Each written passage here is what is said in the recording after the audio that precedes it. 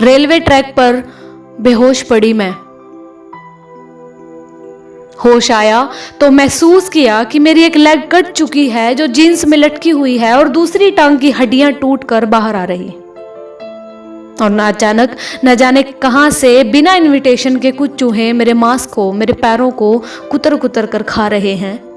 मैं चिल्ला रही हूं कि कोई मुझे बचाओ, प्लीज हेल्प मी, पर कोई बचाने नहीं आ रहा। रात से सुबह हो गई, मैं रेलवे ट्रैक पर पड़ी हुई हूं। रात भर करीबन 40 से 50 ट्रेन गुजर चुकी हैं और हर एक ट्रेन के गुजरने के साथ वो वाइब्रेशन फील होना, वो पेन शुरू होना, वो मेरा पूरा खून बह चुका है। मैं अभी भी अधमरी सी वहां किसी की मदद के इंतजार में हूं। सुबह हुई तो गांव बरेली के कुछ लोग सुबह की सोच के लिए रेलवे ट्रैक के पास आते हैं और मुझे उठाकर पास के अस्पताल में ले जाते हैं। वहां एक डॉक्टर, नर्स, फार्मासिस्ट हैरान है कि पूरी रात से मेरा पैर कटा हुआ है, सारा खून बह गया है, मेरे शरीर में एक भी मूवमेंट नहीं है, मानो जैसे मेरा शरीर मर सा गया है, लेकिन मेरा दिमाग अभी भी एक्टिव है। मेरे से थोड़ी सी दूर खड़े हुए वो बातें कर रहे हैं आपस में कि हमारे पास ना तो ब्लड है ना एनेस्थीसिया है, इसका इलाज शुरू करें तो करें कैसे। और न जाने कहां से मेरे अंदर इतनी हिम्मत आई कि मैंने उनको कहा कि पूरी रात से इस दर्द में हूं, आप मेरा पैर ऐसे ही काट दीजिए। वो बड़ी हैरानी और गर्व भरी आंखों से मेरी तरफ देख रहे हैं। वहां के डॉक्टर और फार्मासिस्ट ने एक एक यूनिट ब्लड मुझे दिया। आह! और मेरा पैर बिना एनेस्थीसिया के अलग कर दिया। कुछ देर बाद जब मुझे होश आया, मेरी एक लेग आर्टिफिशियल, दूसरी में रोड और स्पाइन में 3 फ्रैक्चर लिए बरेली हॉस्पिटल के बेड पर मैं, Arunima Sinha, national volleyball player.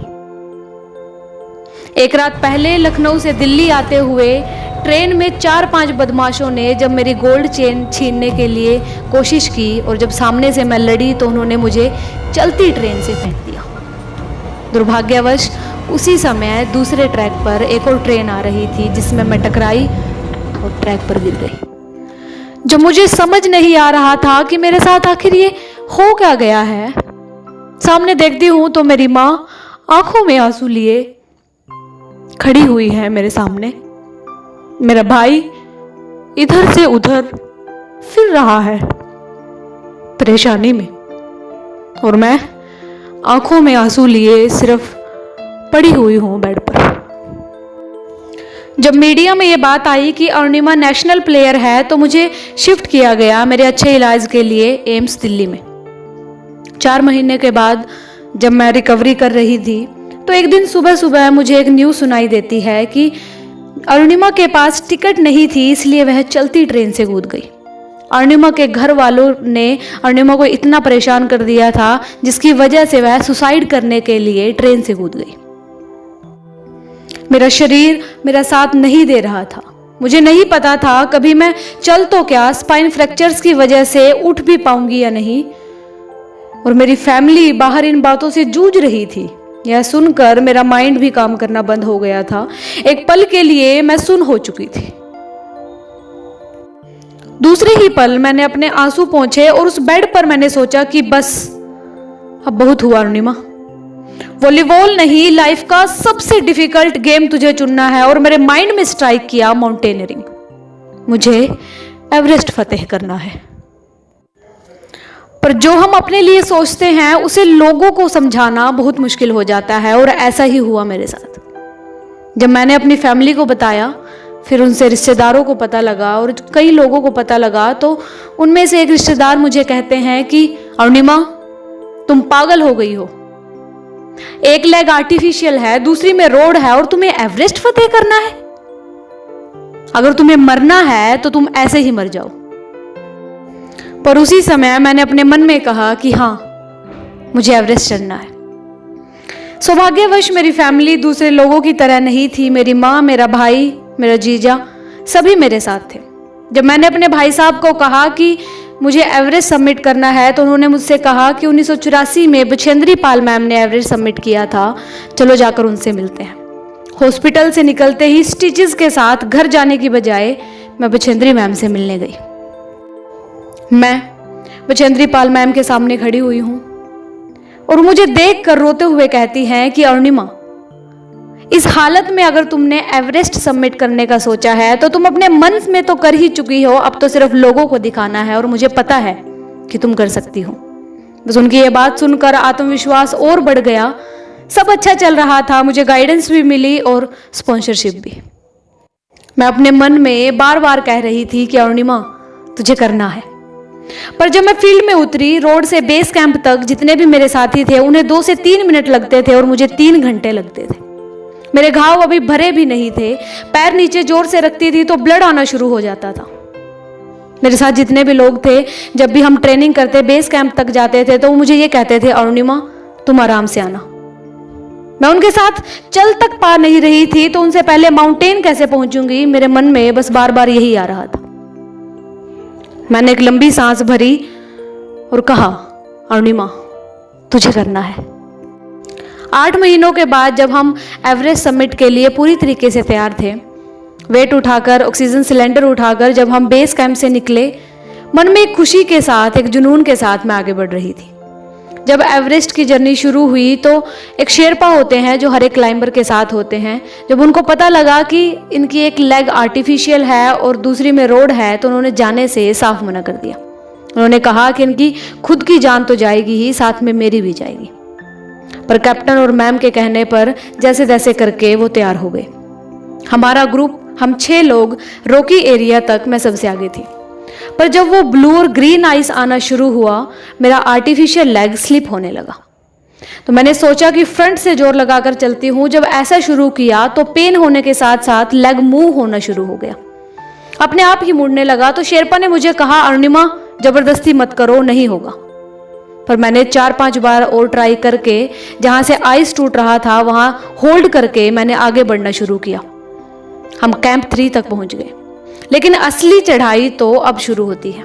Camp 3 से साउथ कोल जब हम सबमिट करते हैं तो कहते हैं कि बड़े बड़े माउंटेनियर डर जाते हैं, ऐसा मैंने सुना था।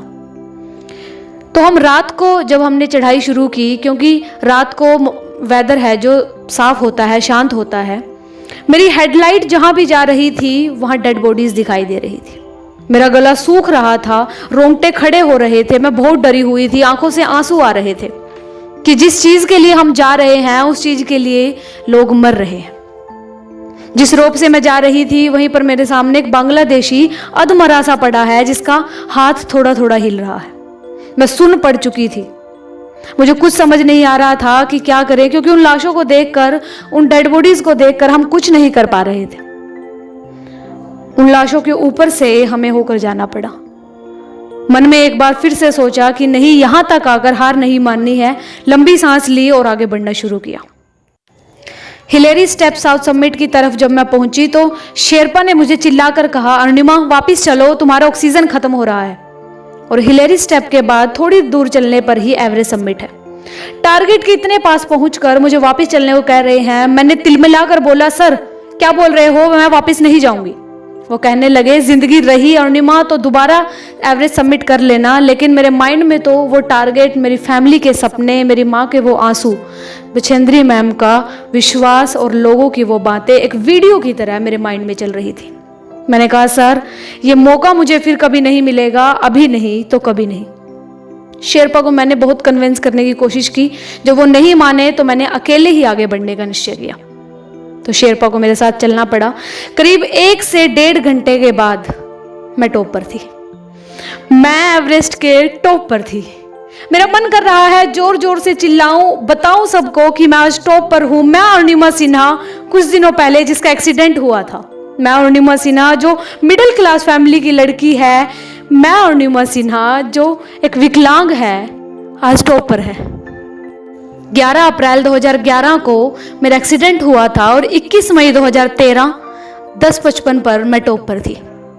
मैं इतनी खुश थी, मैं किसी को बता नहीं पा रही थी। मैंने अपने भारत के झंडे को हग किया और मैंने शेरपा को कहा कि फोटो लो, मेरी वीडियो बनाओ।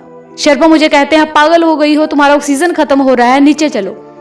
लेकिन मेरे मन में कहीं था कि मेरी ऑक्सीजन खत्म हो चुकी है, अब मैं शायद ही नीचे जिंदा वापस जाऊंगी।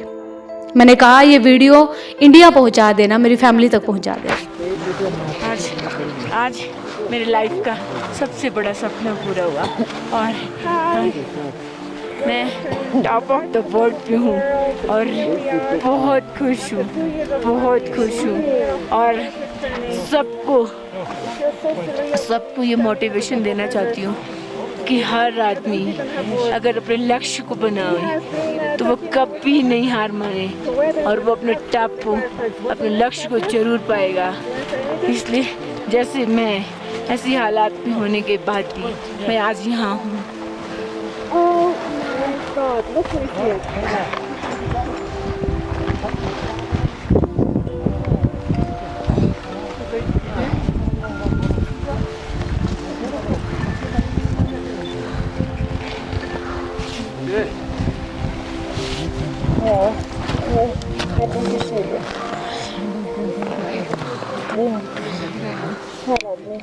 Yes. क्योंकि ज्यादा मौतें नीचे आते हुए होती है। जब हम नीचे आ रहे थे तो मेरा ऑक्सीजन पूरी तरह से खत्म हो चुका था, मैं नीचे गिर गई थी। शेरपा मुझे बार बार कह रहे हैं कि अरुणिमा उठ, अरुणिमा उठ, लेकिन मैं खड़ी नहीं हो पा रही हूँ, मैं मूवमेंट नहीं कर पा रही हूँ। पर वो कहते हैं ना कि जैसे इंसानों के रूल होते हैं वैसे ही भगवान के भी कुछ रूल होते हैं। उसी समय एक ब्रिटिश क्लाइंबर नीचे से ऊपर आ रहा था जिसके पास 2 ऑक्सीजन सिलेंडर थे। उसने अपना एक ऑक्सीजन सिलेंडर मुझे दिया क्योंकि खराब मौसम हो रहा था, तो वो एक को लेकर नीचे चला गया। मेरे शेरपा ने फटाफट उसका ऑक्सीजन लेकर मुझे लगाया। हम नीचे आने लगे। मेरा शेरपा मुझे बार बार कह रहा था कि तुम बहुत लकी हो, पर मुझे ऐसा लगता है कि लक भी उसी का साथ देता है जो कोशिश करता है, जिसके अंदर जीतने का जज्बा होता है। भगवान भी उसी का साथ देते हैं। आते हुए मेरा आर्टिफिशियल लेग निकल चुका था, हाथ में मूवमेंट नहीं हो रहा था, मेरी हाथों की उंगलियों से ब्लड बह रहा था, मुझसे चला नहीं जा रहा था, मेरी आंखों से आंसू आ रहे थे। पर जैसे तैसे करके मैंने अपनी आर्टिफिशियल लेग को घसीट घसीट कर चलना शुरू किया और कैंप 4 पर पहुंच गए। कैंप 4 से एवरेस्ट समिट 3500 फीट, जहां पर जनरल लोगों को 16 से 17 घंटे लगते हैं, मुझे 28 घंटे लगे थे। हर किसी ने मान लिया था कि अरुणिमा जिंदा नहीं आएगी, पर अरुणिमा जिंदा थी। अरुणिमा जिंदा है और जिंदा रहेगी हर एक उस युवा के माइंड में जो कोशिश करने से पहले मान लेते हैं कि ये नहीं हो सकता। मैं प्रिया चौहान अरुणिमा सिन्हा को सैल्यूट करती हूँ, ये दिखाने के लिए, ये सिखाने के लिए कि शरीर से विकलांग होने से ज़्यादा खतरनाक दिमाग से विकलांग होना है। धन्यवाद।